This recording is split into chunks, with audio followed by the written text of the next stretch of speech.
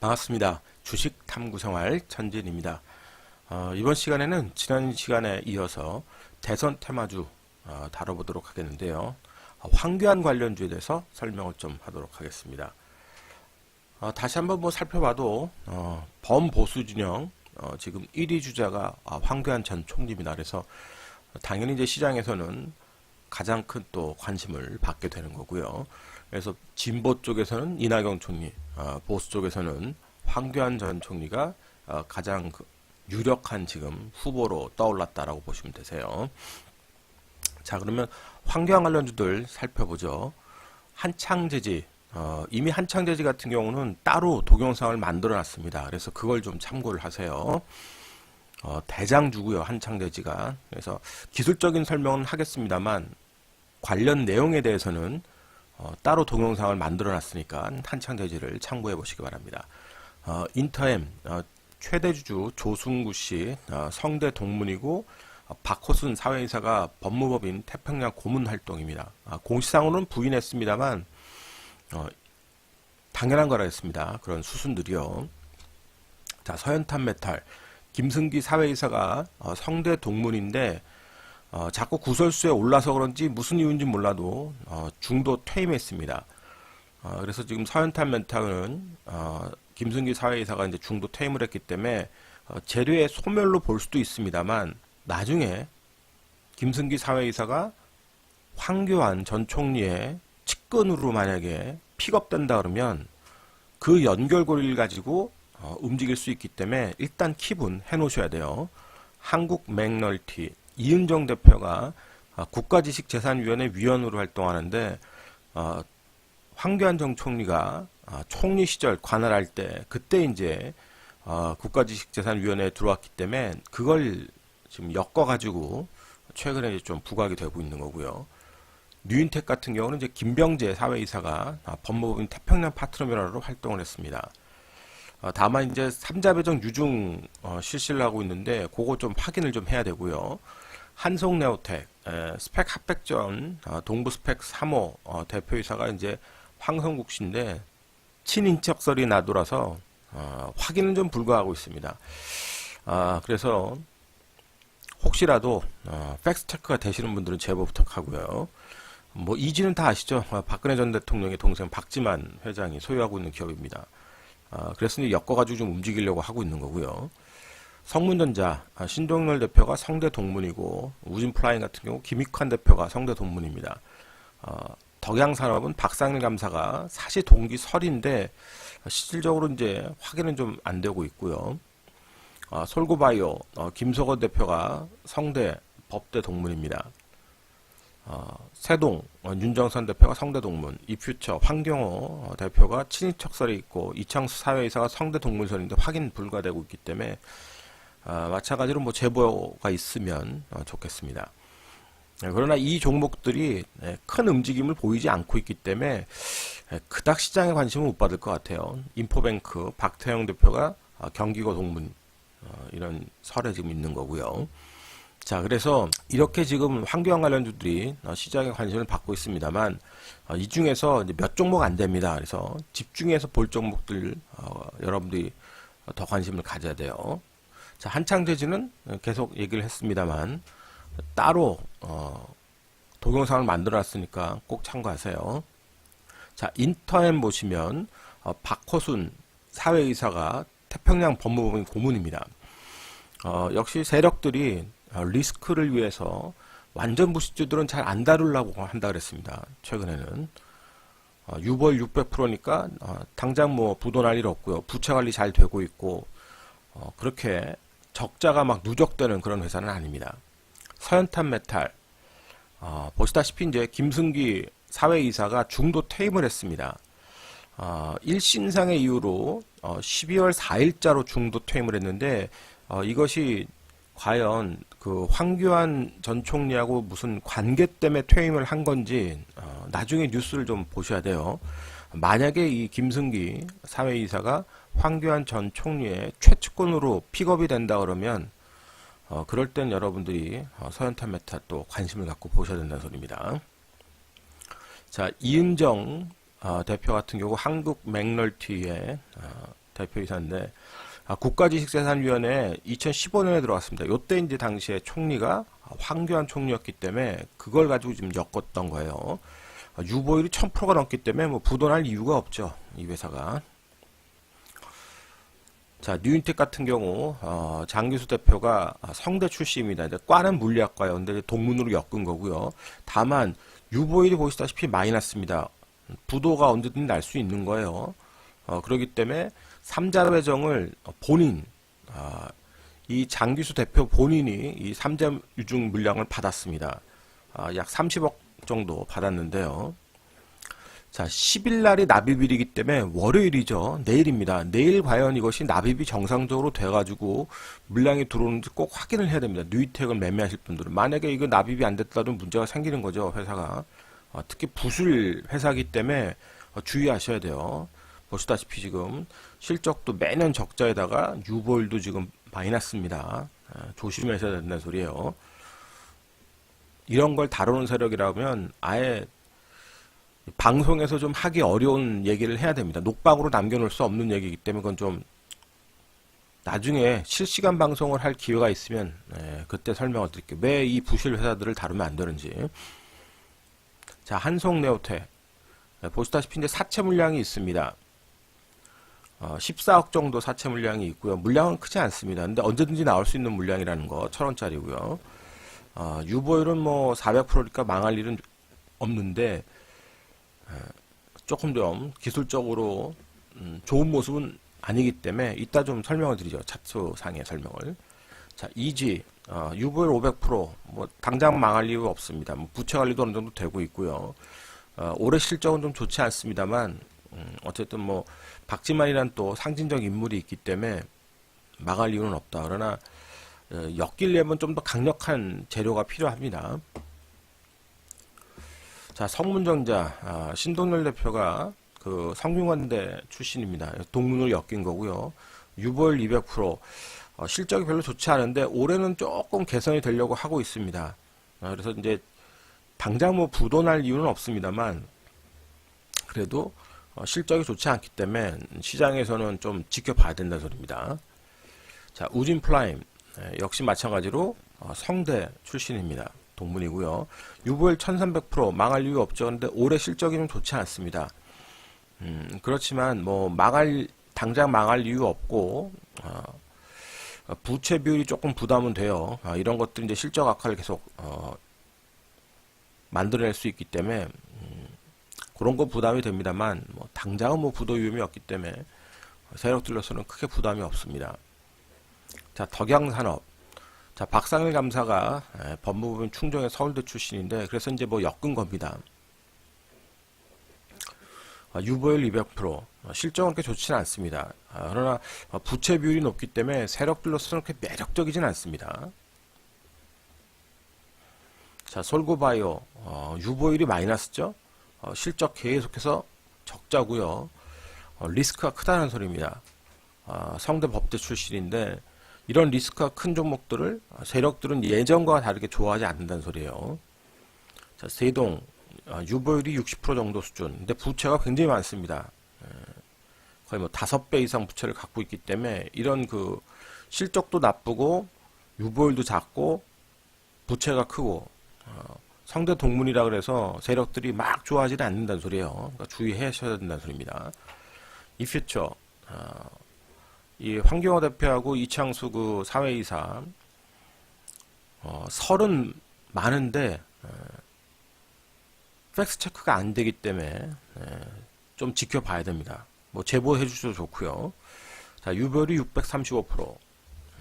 실적도 그닥 좋지 않습니다. 그러나 뭐 당장 뭐 망할 회사는 아닌 것처럼 보여져요. 자, 그리고 인포뱅크. 자, 경기고 출신입니다. 57년생으로 그 경기고 동문이고 같이 이제 학교를 다닌 거죠.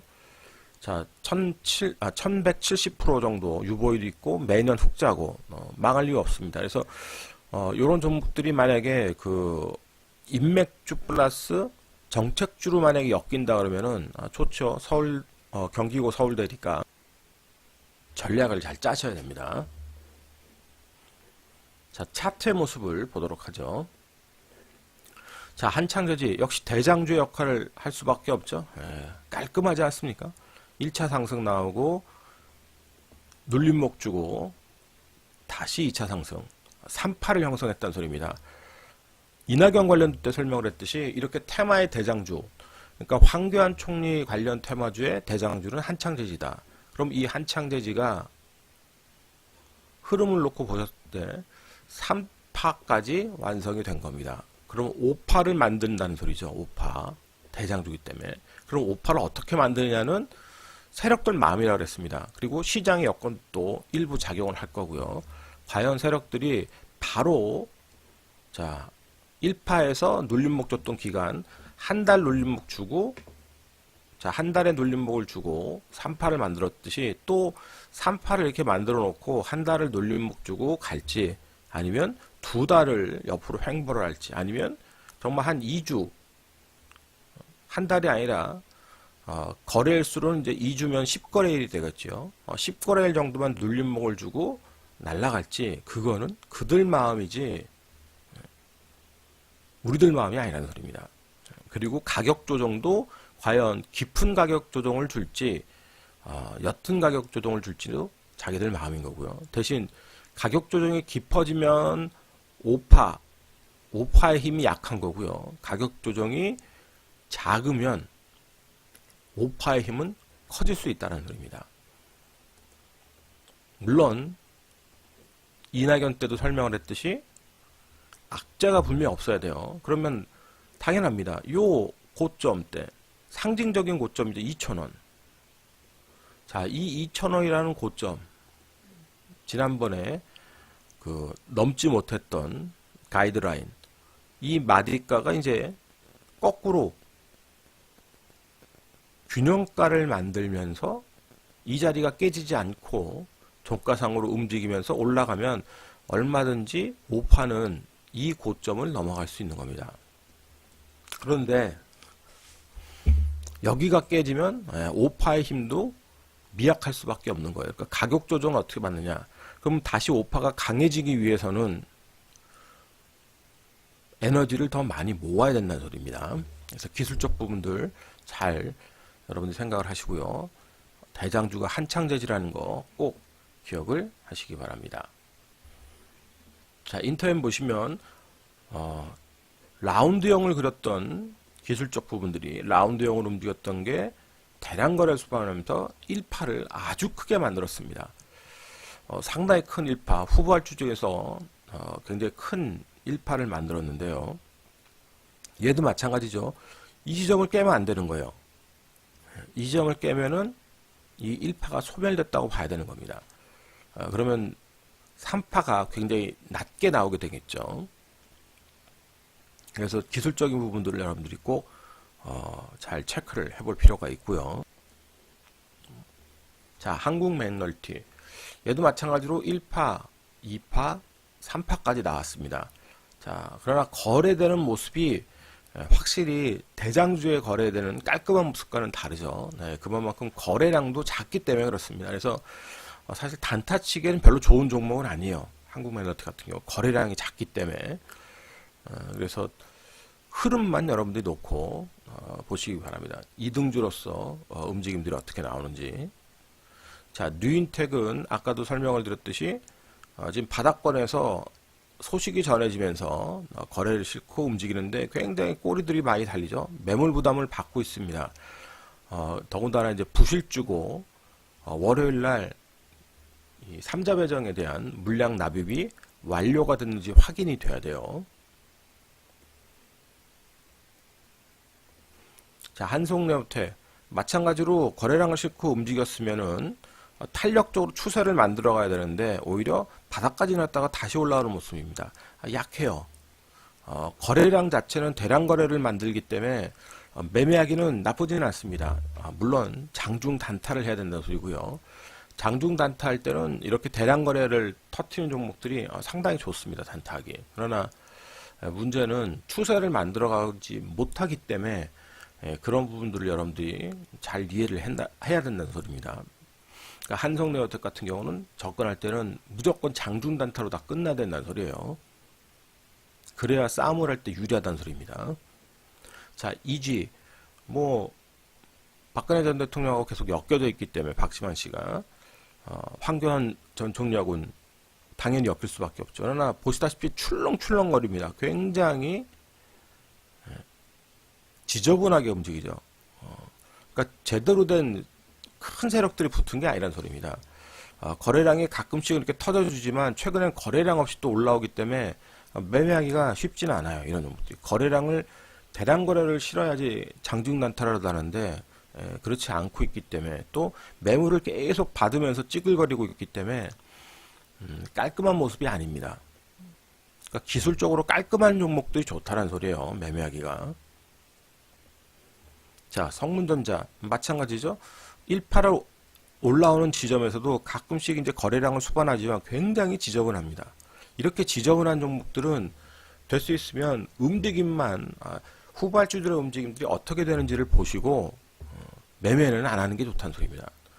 이건 다 남의 떡이라고 보는 게 좋다는 소리예요. 내 떡이 아닙니다. 이건.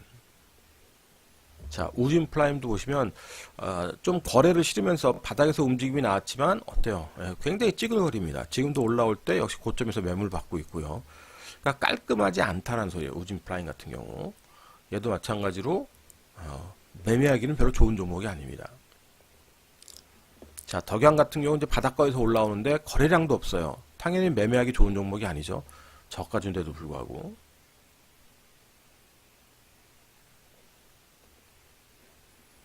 자, 솔고바이오 아예 뭐 부실주기 때문에 세력의 그런 움직임들이 굉장히 약합니다. 당연히 뭐 건드릴 이유가 없죠. 자, 세동 마찬가지죠. 네.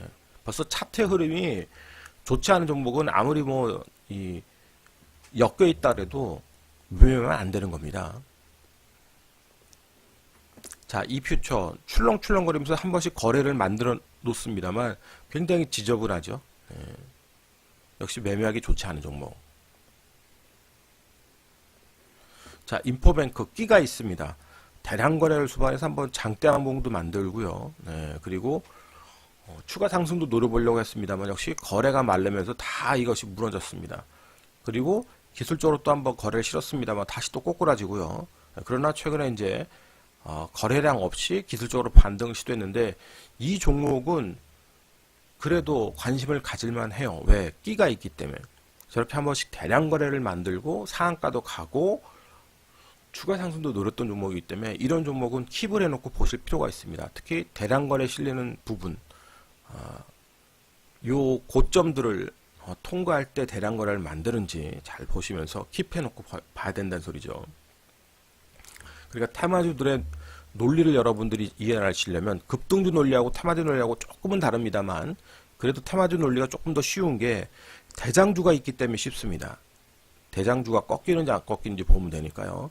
그러면서 후발주들 중에서 대량 거래를 실는 종목만 봐야 된다는 소리. 대량 거래. 그걸 보고 트레이딩을 하는 겁니다. 그러면 주말에 미 증시가 또 2%에서 3% 폭락을 했습니다. 그럼 우리 증시 또 좋을 일이 없겠죠. 그럼 이번 주 돌아오는 세 주도 역시 매매하기가 쉽지 않을 거예요. 그러면 그럴 때 매매할 수 있는 것은 대북주하고 이렇게 대선주들이 순환하는 흐름을 찾아서 대장주급들이 수급이 실리는지 이등주들의 수급이 실리는지 보면서 매매를 해야 된다는 소리예요. 그러면 어렵지만 또 수익을 만들 기회를 얻게 될 겁니다. 이번 시간에는 환교안 관련주에 대해서 짧게 또 설명을 드렸고요. 다음 시간은 오세훈 관련주를 좀 다뤄보도록 하겠습니다. 이 영상이 도움이 되셨다면 좋아요, 구독하기 부탁드리고요. 저는 또 다음 시간에 찾아뵙도록 하겠습니다. 고맙습니다. 천진이었습니다.